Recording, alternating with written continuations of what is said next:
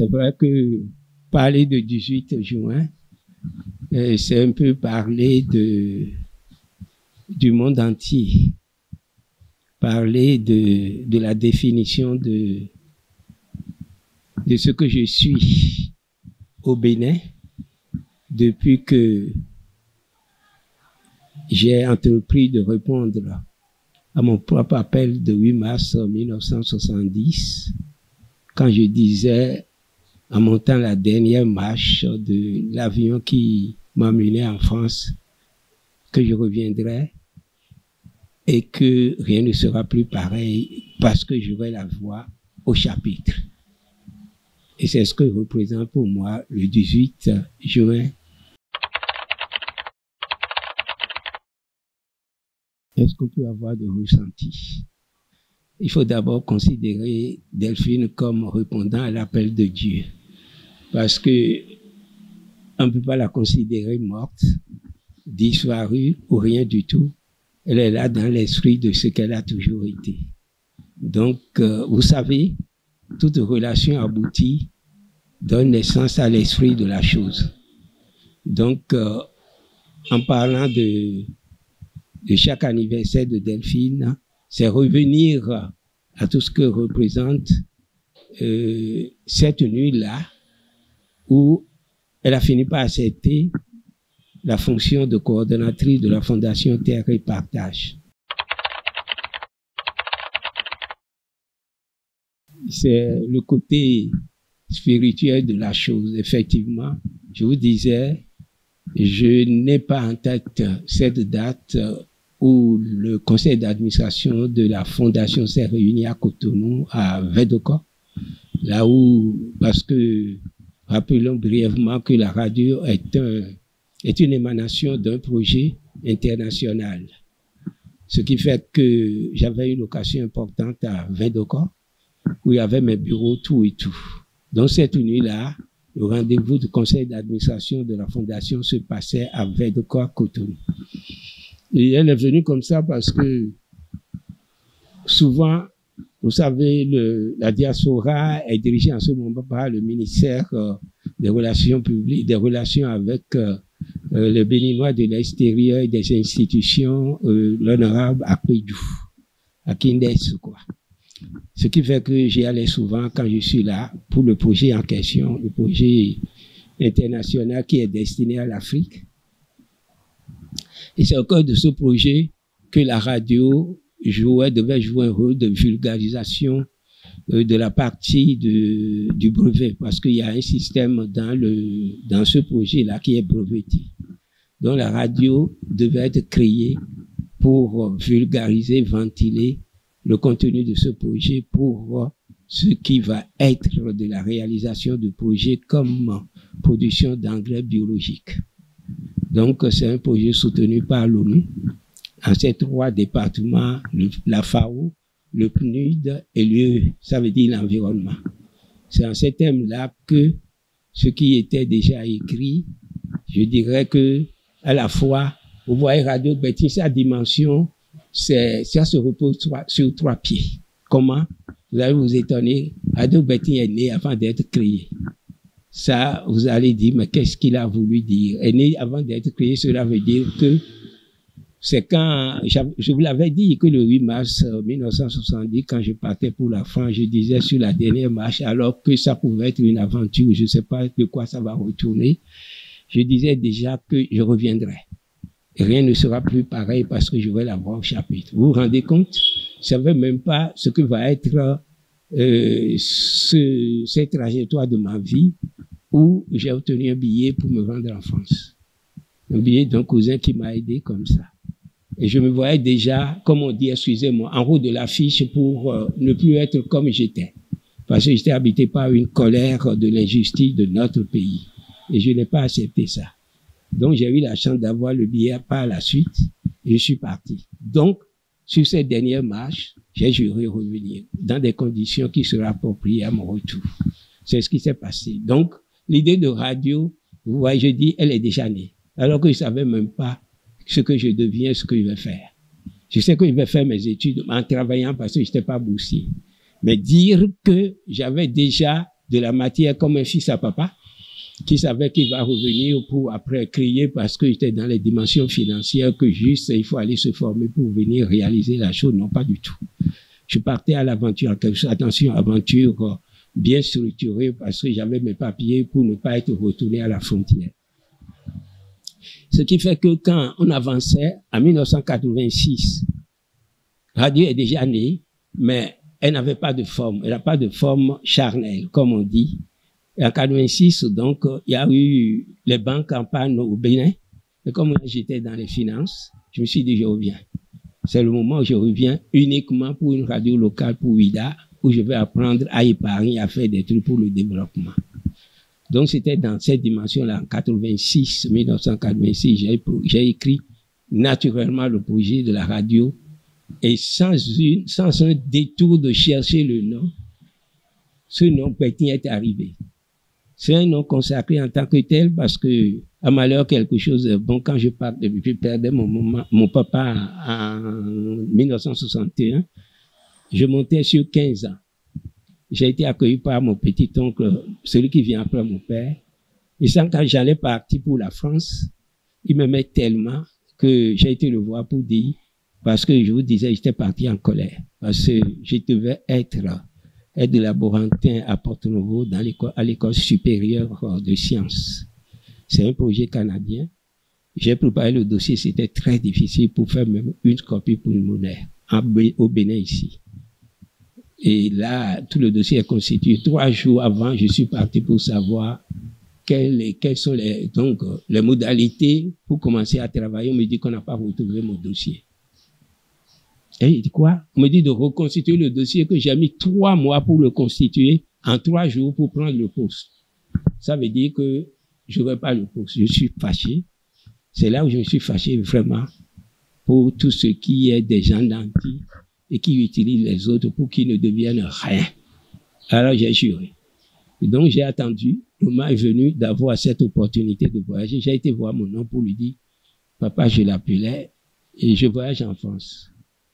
Et il a dit, tu voyages en France, pourquoi? Je dis, tu as tout fait parce qu'il avait un ami député, le feu Edmond Doucurveau, qui a su faire pour que je bénéficie de ce projet canadien. En cette part d'aide laborantin et continuer mes études naturellement. Ce qui fait qu'il me dit, non, mais j'ai des amis, je vais tout faire pour te trouver un autre travail. J'ai dit, non, j'en veux plus, je ne reste plus au Bénin. Il m'a dit, non, tu ne peux pas partir. Parce que tu remplis 3 conditions. C'est ce jour-là que ça va consacrer mes venues pour apprendre désormais à être ce que j'étais.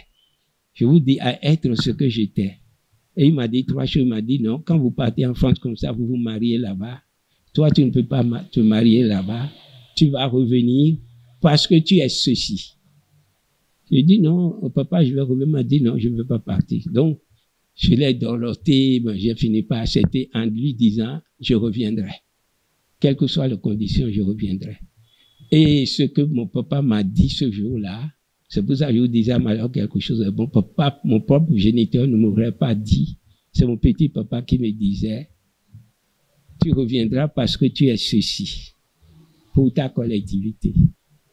Et quand j'écrivais ce projet de cette radio, ce que papa me dit est le nom de cette radio aujourd'hui. Vous vous rendez compte? Donc c'est mon petit papa qui a consacré à travers ce que je suis et cette œuvre aujourd'hui. Voilà l'acheminement de cette radio qui porte le nom de Betty. C'est pas un nom inventé, réfléchi, non. C'est un nom quand j'écrivais, alors que je n'ai plus pensé à mon papa, mon petit papa qui était mort entre-temps, quand l'idée m'est venue juste de mettre ce nom-là.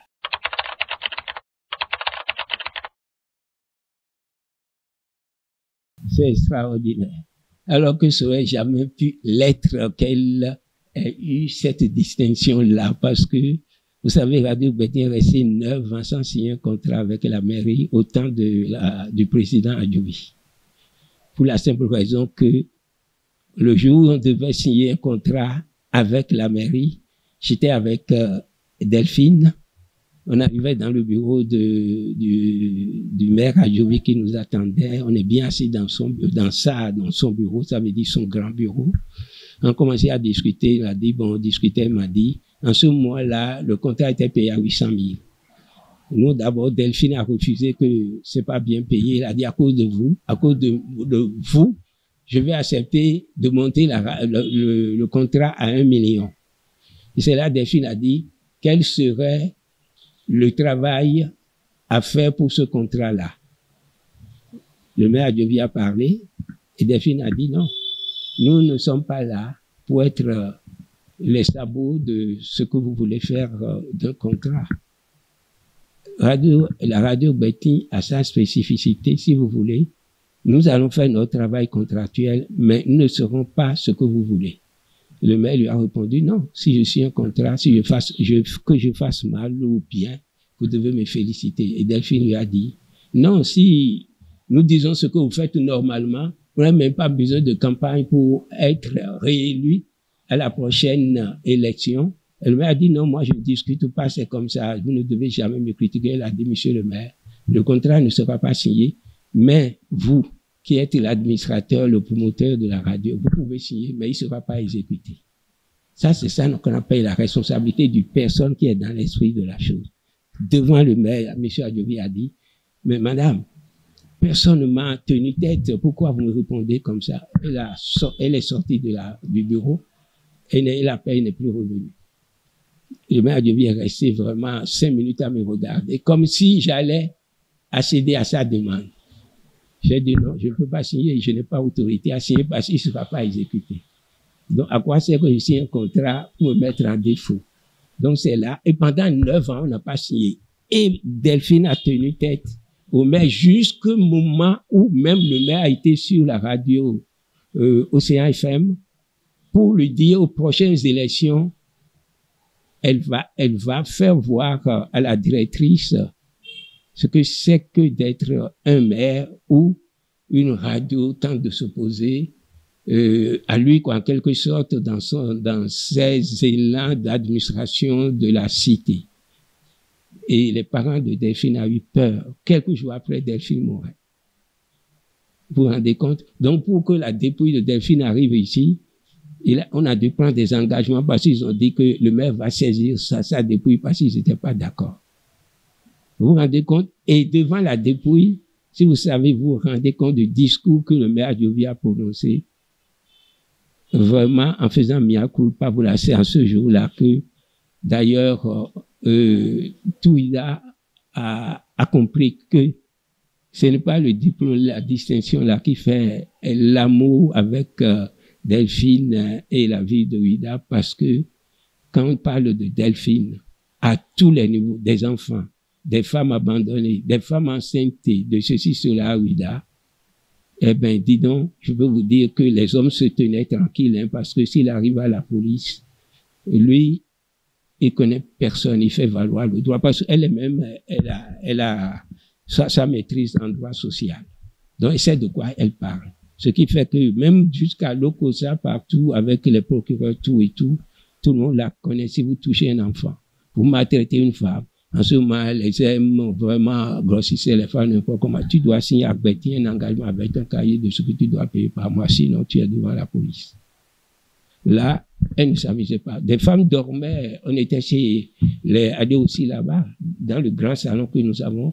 On fait dormir au moins 3 ou 4 femmes qui sont abandonnées, qui arrivent à radio. C'est sa nourriture, les enfants. Comme, bon, elle n'en a pas eu, mais elle aimait beaucoup ce qu'on doit défendre pour aider les autres. Voilà, donc on ne peut pas dire que ceci et cela pour Ouida.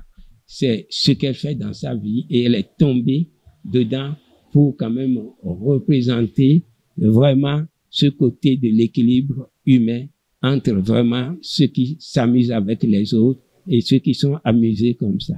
Voilà comment ça se présente.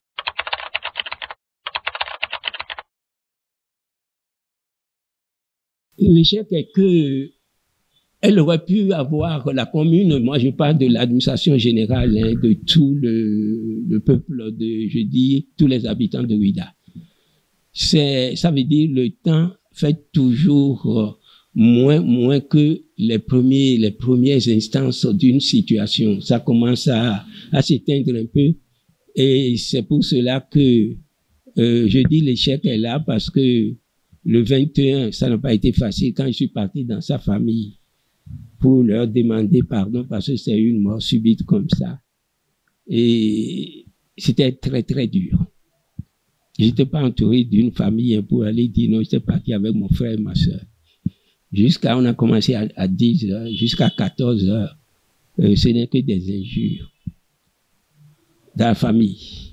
C'est très dur.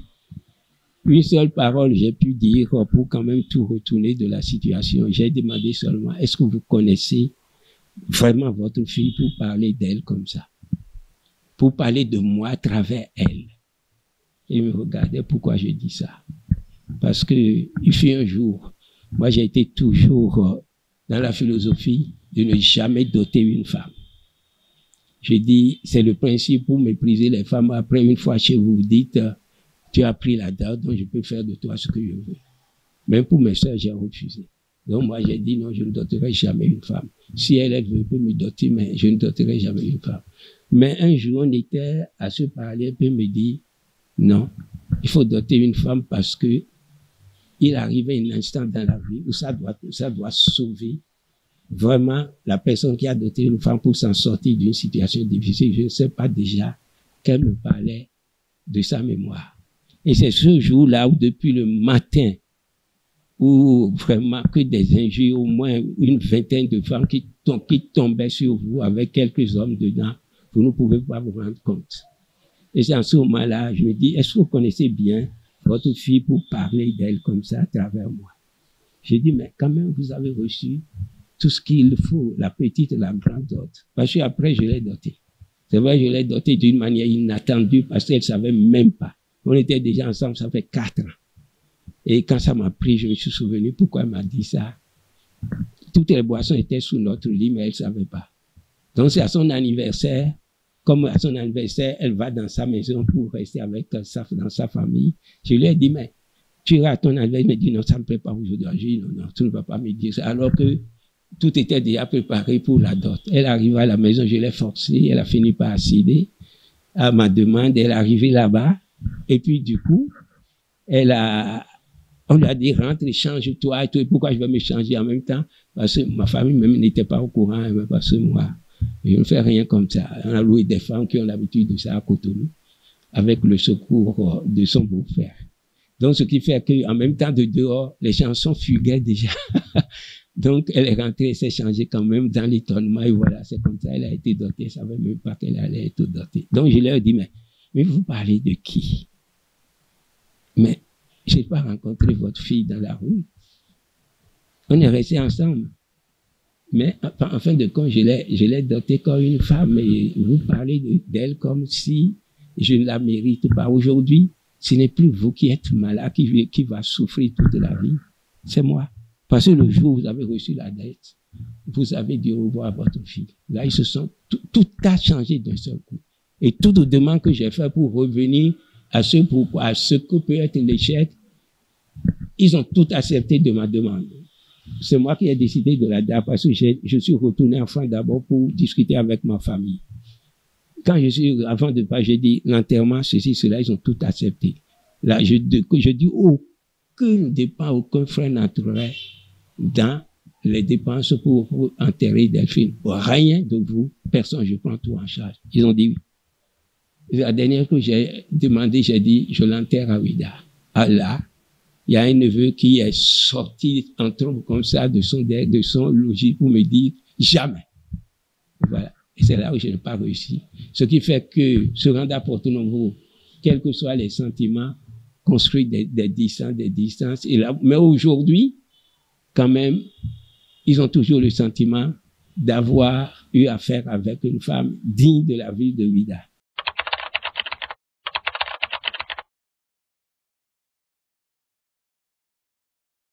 On dit souvent que celui qui a la responsabilité de diriger une œuvre ne peut pas faire autant que la personne qui est dans l'esprit de la création de la chose.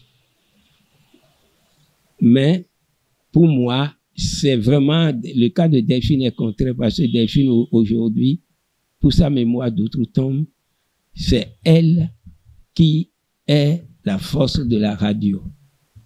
Donc, c'est sa mémoire. Au point que même avec la haute autorité de l'audiovisuel, je leur dis simplement, il ne sera plus jamais nommé de directeur ni de directrice dans cette maison. Parce que le fauteuil s'est incliné et la RAC a compris. Ce qui fait que nous avons une directrice exécutive, mais on n'a pas de directrice. Vous voyez ce que la RAC a accepté, on s'est arrêté. À un moment donné, c'est moi-même qui assurais l'intérim de directeur. C'est pour toujours que Radio Gbetin doit vivre, parce que quand j'ai rencontré Delphine, et rencontré après ce conseil d'administration où elle a accepté le rôle, la fonction de coordonnatrice, elle a commencé à y mettre le pied dans la vie de la radio, dans le projet. Ce qui fait que, en fait de compte, j'ai fini par tout lui confier. Et c'est en ce moment, en s'introduisant dans le projet, m'a dit, est-ce que tu as toujours besoin de ta radio? Parce que bon, quand je vous dis, quand une œuvre est accomplie, l'esprit de la chose fait naître que la personne s'intéresse à ce que vous êtes. Donc, elle a vu à travers ça que j'avais écrit un projet en 86 pour Ouida. Elle m'a dit, est-ce que tu veux toujours ta radio? On était en 99. J'ai dit oui. Elle m'a dit, tu l'auras. Voilà. Donc, c'est comme ça jusqu'en 2003. Et c'est d'ailleurs en obtenant la licence que lui est valu pour tout ce qui connaît le milieu des médias, la dame de fer. Parce qu'elle a tenu tête à un ministre d'État qui voulait aussi la fréquence pour Topa Demain. Et ça n'a pas été facile pour choisir celui à qui reviendrait cette licence-là. Mais parce que comme c'est une femme de fer, une dame de fer, elle a réussi pas à coiffer l'autre. Et puis parce que celui qui devait installer l'autre radio à Deloumé est je dirais, un collaborateur de ce ministre d'État dont je tais le nom. Ce qui fait que tout le monde disait, mais c'est de dire le travail qu'elle a fait. Tout le travail qu'elle a fait. Elle a fini par faire adhérer tous les sages de Thomasin. Tout, je vous dis, jusqu'à Vida ici. Et toutes ces signatures sont déposées à la RAC. Elle a rallié tous les samedis, quand il va dans le camp des Dakhè, elle a des collaborateurs qui partent d'Dakhè, donc arrivé là-bas, on fait des chants, on danse à Dakhè. Quand il faut aller faire tel cotafon, ce qui fait tous les week-ends, elle est à Thomasin pour faire adhérer tous les sages de Thomasin. Je peux vous donner, les signatures sont toujours là. Ce qui veut dire que, au moment donné, quand la fréquence est revenue à Topa Demain, à Thomasin, on demandait, mais qui est cette personne? Parce que moi, j'étais en France. Je finançais tout, hein, mais j'étais pas là. Et bon, on lui dit, mais est-ce que c'est toi qui est qui est la responsable, ça veut dire la propriétaire de la. Il dit non, la personne va venir. On dit qui est cette personne, on la voit pas, tu nous amènes. Il dit faites, aidez-moi qu'on réussisse. Le jour où j'étais arrivé, je me sentais tellement tout petit. Ça, je les entends dire, tu crois que celui-là a de l'argent pour faire une radio, alors que tout le matériel était déjà dans le bateau et arrivait derrière moi. Voilà comme ça, tout parce que tout est venu de l'étranger, tout est en importation, importé, c'est du matériel importé totalement, même le pilote. C'est importé de Belgique via l'Allemagne via la Belgique.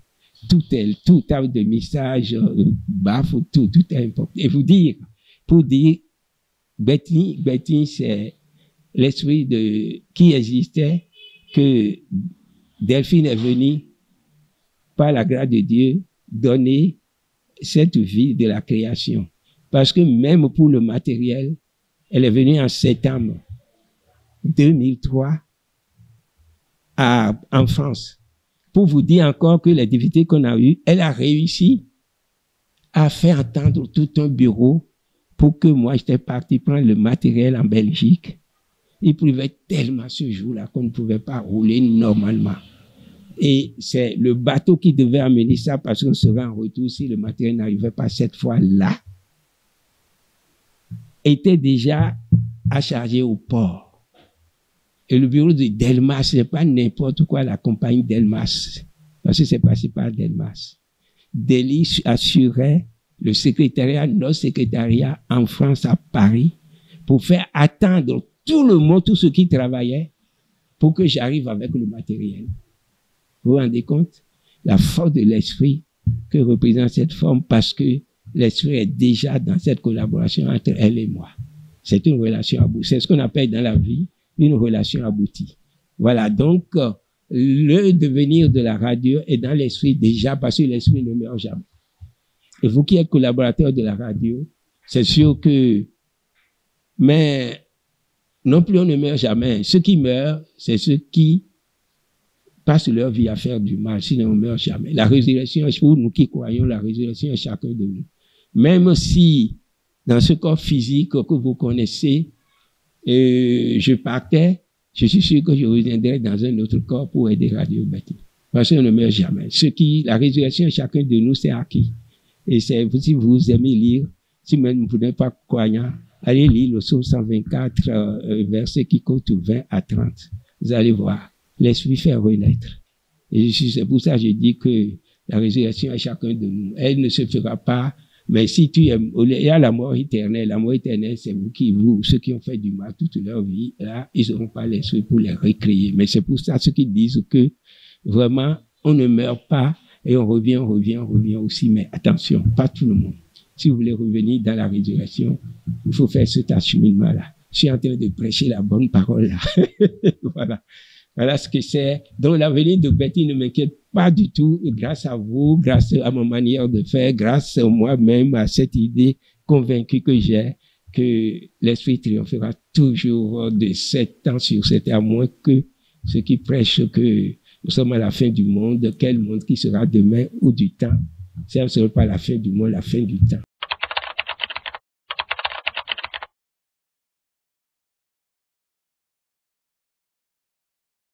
Cela va de soi. C'est bien, la question est très juteuse.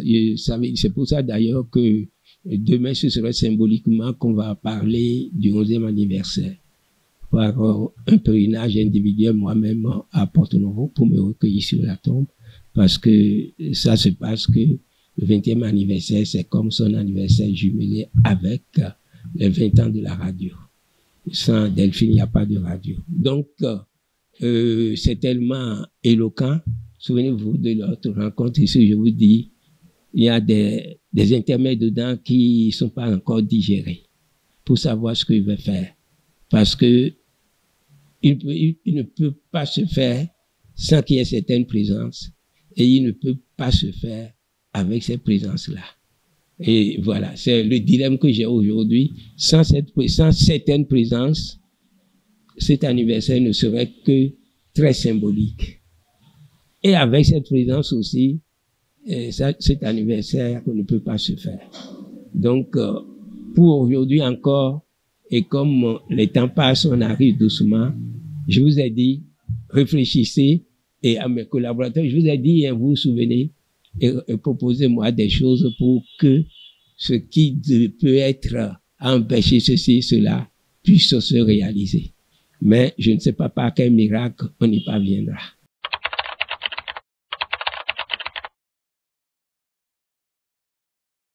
Pour ceux qui me suivent, un mot de la fin, c'est cette fidélité en cette belle œuvre de Delphine qui vous a beaucoup aimé, qui vous aime toujours et qui aime cette ville par cette distinction de celui qui n'aurait jamais pensé même venir. Et ce jour-là même, le maire Adjovi était pris pour tout le long de, je ne sais pas, avec, on cassait des trucs parce qu'il y a des gens qui occupaient l'espace, les domaines de la collectivité Adjovi, dont il dirigeait l'opération, quoi pas, les huissiers qui cassaient les habitations et il s'est dégagé de ça avec toute son administration pour venir quand même s'incliner pour prononcer ce discours. Il reconnaissait que vraiment, il s'est trompé.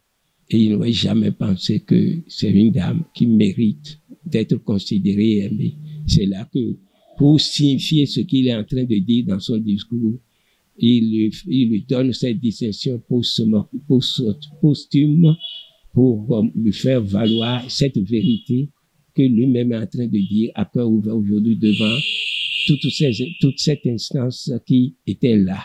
Donc, gardons-nous dans cette fidélité et aider Betty à faire vivre, ne serait-ce que cette reconnaissance de la vie de Ouida. Et vous savez même que, à la veille Avant son enterrement, j'étais à Cotonou, assis à côté de l'honorable Apédjou. Il y avait une fille qu'on a désignée une nièce donc de l'ex-ministre, l'honorable Apédjou, qui a critiqué Delphine en disant « Tu es parti te mettre dans un trou et tu es revenu pour nous ici inanimés. » J'étais à côté du ministre et j'étais bouleversé. J'ai voulu répondre. C'est dans la maison de Delphine, à Ologede, où on faisait la veille. J'ai attendu, la veille est finie, je suis parti. Et le lendemain, à l'enterrement à Porto-Novo, j'ai répondu à ce que cette fille a dit. Ce qui fait que, si ce n'est pas le prêtre qui nous a accompagnés après la messe à Cotonou, c'est lui qui me disait, ne dites plus rien. Je leur ai dit que vous êtes trompés. Ouida n'est pas un trou. Elle a trouvé la vie de son destin. Et que ce que Ouida lui prouve comme amour, elle n'aurait pas eu même si elle restait à Cotonou pour rester parmi vous, quoi. Donc, savez-vous que, gardez désormais à cœur que Delphine a accompli son œuvre grâce à la vie de Ouida. C'est ce que j'ai dit devant sa tombe. Et en même temps, quand on a commencé à balancer les fleurs, toutes les fleurs tombaient. Ma petite sœur me tenait les bras, j'ai lancé la fleur, c'est ma seule fleur qui reste dessus. C'est pour ça que je n'ai pas peur quand je parle de Radio Betty. C'est la seule tige de toutes les fleurs qu'on lançait, c'est la seule tige, la mienne, qui est restée sur son cercueil. Et là, ma sœur m'a dit, tu vois, Delphine n'était pas quittée. Elle ne m'a pas quitté, non. Voilà où nous en sommes. Donc, mon mot, c'est de rester fidèle à ces relations de vraiment de la femme qui a aimé, qui vous a aimé, cette ville de Ouida, et vous qui êtes ses habitants, petits comme grands.